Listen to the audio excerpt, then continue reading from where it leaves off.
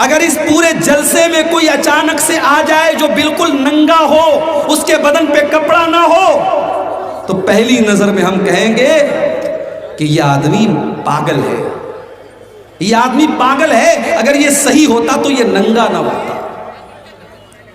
ایک عقل مند انسان جس کا دماغ صحیح طریقے سے کام کر رہا ہو، ایسا نہیں ہو سکتا کہ وہ ننگا گھومے گا، کیونکہ لباس ہماری ستر پوشی کرتا ہے، ہماری شرمگاہ کو ڈھانپتا ہے، ہماری عزت پر پردہ ڈالتا ہے۔ اب ذرا قرآن کی اس آیت پر غور کرو، ہن لباس لکم وانتم لباس لہن، تمہاری بیوی تمہارے لیے لباس ہے، تم اپنی بیوی کے لیے لباس ہو۔ وہ تمہاری عزت پر پردہ ڈالتی ہے، تم اس کی عزت پر پردہ ڈالتے ہو۔ وہ تمہیں چھپاتی ہے، تم اسے چھپاتے ہو، تم دونوں ایک دوسرے کے لیے پردہ ہو، پردہ۔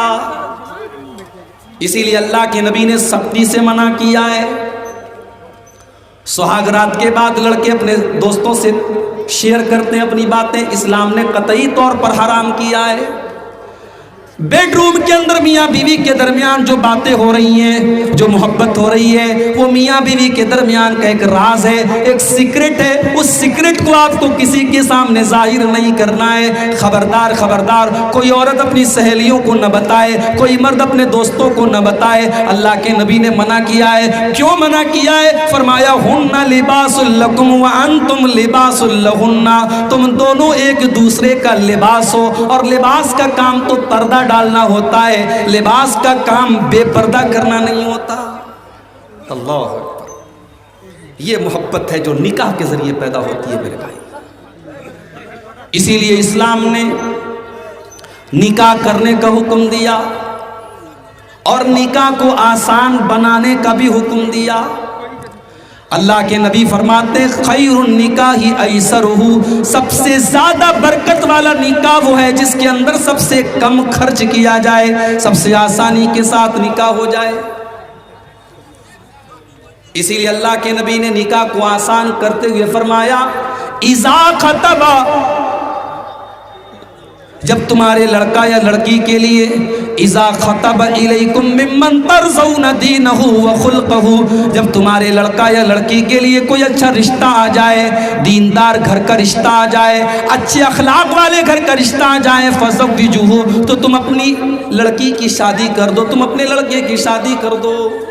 اگر تم ایسا نہیں کرو گے، الا تفعلوا، اگر تم ایسا نہیں کرو گے، تکن فتنۃ فی الارض وفساد عریض، تو زمین کے اندر بہت زیادہ فساد پھیل جائے گا، فتنہ پھیل جائے گا۔ آج فتنہ پھیل رہا ہے، فتنہ پھیل رہا ہے۔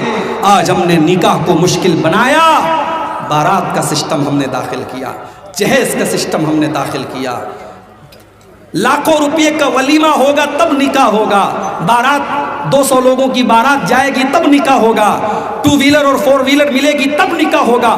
ہم نے جب نکاح کو ان رسموں کے ذریعے بوجھل بنایا، نتیجہ یہ نکلا آج نکاح مشکل ہو رہا ہے اور زنا آسان ہو رہا ہے۔ اتنا آسان ہو گیا زنا، موبائل کی ایک چیٹنگ کے ذریعے آج زنا ہو جاتا ہے، واٹس ایپ کے ذریعے ایک چیٹنگ کے ذریعے آج ہوٹل کے کسی کمرے میں جا کر کے زنا کیا جا رہا ہے۔ آج زنا اس قدر عام ہو رہا ہے، ہم نے نکاح کو مشکل بنا کر کے میرے پیارے ساتھیوں، ہم نے زنا کو آسان بنا دیا۔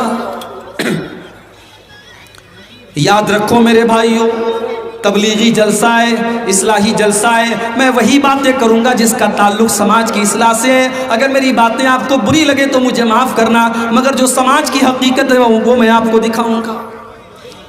آج ہم نے اور آپ نے زنا کو آسان کر دیا اور نکاح کو مشکل کر دیا۔ کتنے گھروں میں لڑکیاں آج 30-30 سال کی ہو گئی، باپ کے پاس بیٹیوں کے جہیز کا انتظام نہیں ہے، بیٹیوں کی شادی کرنے کے لائق وہ نہیں ہے، وہ بیچارہ غریب ہے، مزدور ہے، وہ کیسے کیسے اپنی روزی روٹی چلاتا ہے، وہ کہاں سے لاکھوں روپے کا انتظام کرے گا۔ 30-30 سال کی 35-35 سال کی بن بیاہی لڑکیاں آج بیٹھی ہوئی ہیں۔ میرے پیارے ساتھیوں، جو لڑکی 18 سال کی عمر میں جوان ہو چکی ہے، جس کے اندر مرد کے ساتھ شادی کرنے کی خواہش 18 سال کی عمر سے پیدا ہو چکی ہے، جس کے اندر نیچرل طور پر اللہ تعالیٰ نے وہ جذبہ 18 سال کی عمر میں رکھا ہے، اس لڑکی کو آپ نے 30 سال کی عمر تک 35 سال کی عمر تک آپ نے اس کو بٹھا کے رکھا ہے۔ اگر اس لڑکی کے قدم بہک گئے، وہ غلط راستے پر چلی گئی، اللہ نہ کرے اس نے کوئی غلط کام کر دیا، تو سوچو میرے بھائی اس کا کون ذمہ دار ہوگا؟ لڑکے آج 18 سال کی عمر میں جوان ہو چکے ہیں، شادی ہو رہی ہے 30 سال کی عمر میں، 32 سال کی عمر میں۔ ہمارا بیٹا بھی اپنے پیر پہ نہیں کھڑا ہوا ہے، جب سرکاری نوکری ملے گی تب شادی کریں گے، جب اچھا خاصا پیسہ کمانے لگے گا تب شادی کریں گے۔ لڑکا 18 سال کی عمر میں جوان ہوا، آپ شادی کر رہے ہیں 30 سال کی عمر میں، کیا 12 سال تک وہ کیا نماز پڑھ کر کے اور تہجد پڑھ کر کے اور قرآن پڑھ کر کے اپنے آپ کو گناہوں سے بچا لے گا؟ نہیں میرے پیارے ساتھیوں، یہ بڑا مشکل راستہ ہے، یہ بڑی مشکل ڈگر ہے۔ آپ اپنے بچے اور بچیوں کو خطرے میں ڈال رہے ہیں، انہیں غلط راستے پر لے کے جا رہے ہیں۔ اللہ کے نبی فرماتے ہیں، یا معاشر الشباب من استطاع منکم الباء فلیتزوج فإنہ اغض للبصر واحسن للفرج۔ اللہ کے نبی فرماتے ہیں، اے نوجوانوں، جب تم شادی کے قابل ہو جاؤ، جب تم جوان ہو جاؤ اور بیوی کا خرچہ اٹھانے کے قابل ہو جاؤ، فلیتزوج، تو تم نکاح کر لو۔ علماء کہتے ہیں یہاں نبی نے حکم دیا ہے فلیتزوج، ہمارے علماء بیٹے ان سے پوچھ لو، فلیتزوج یہ امر کا صیغہ ہے، اور شریعت کا قاعدہ ہے کہ امر کا صیغہ وجوب پر دلالت کرتا ہے۔ جہاں قرآن اور حدیث میں حکم دیا جائے اور دوسرا کوئی قرینہ موجود نہ ہو تو وہاں امر وجوب پر دلالت کرتا ہے۔ اس لیے جس نوجوان کو زنا کا خطرہ ہو اس کے لیے شادی کرنا فرض ہے، فرض، اس کے لیے شادی کرنا فرض اور واجب ہے۔ اگر زنا کا خطرہ ہے تو اس مرد کے لیے اور اس عورت کے لیے نکاح کرنا فرض ہے میرے پیارے ساتھیوں۔ نکاح سنت نہیں ہے، نکاح مستحب نہیں ہے، نکاح کرنا فرض ہے اس انسان کے لیے۔ اور کیوں کرنا ہے اس کو نکاح؟ نبی اکرم نے وجہ بھی بتا دی، فَإِنَّهُ أَغَضُّ لِلْبَصَرِ، جب وہ شادی کر لے گا تو اس کی نگاہیں جھک جائیں گی، اس کے پاس حلال طریقے سے اپنی شہوت کو پورا کرنے کے لیے اس کی بیوی موجود ہوگی، اس کی نگاہوں پر اس کو کنٹرول ہو جائے گا، وَأَحْسَنُ لِلْفَرْجِ، اور اس کی شرمگاہ بھی محفوظ ہو جائے گی، وہ شرمگاہ کا بھی غلط استعمال نہیں کرے گا۔ یہ ہے نکاح کی برکت۔ نکاح کے ذریعے آپ کی شرمگاہ اور آپ کی نظریں یہ دونوں محفوظ ہو جائیں گی۔ اچھا، نظر کا شرمگاہ سے بڑا گہرا تعلق ہے۔ اگر انسان کو اپنی نظروں پر کنٹرول نہیں ہے تو شرمگاہ پر بھی کنٹرول ہونا مشکل ہے۔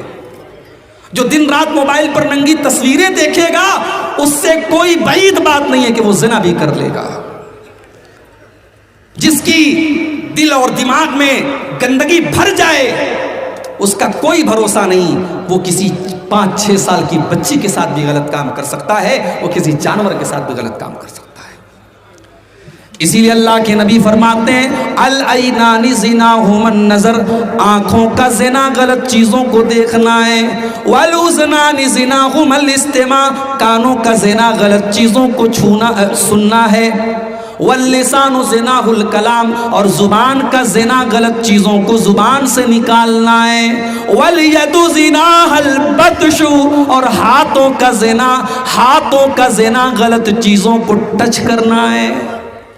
آپ بس میں جا رہے ہیں، آپ ٹرین میں جا رہے ہیں، کوئی عورت آپ کے بغل سے گزر رہی ہے، آپ کے بغل میں بیٹھی ہے، وہ غیر عورت آپ کا ہاتھ اگر اس کو ٹچ بھی کر رہا ہے، یہ ٹچ کرنا بھی ہاتھ کا زنا ہے۔ اللہ کے نبی فرماتے ہیں غلط چیز کو، ناجائز چیز کو چھونا بھی ہاتھ کا زنا ہے۔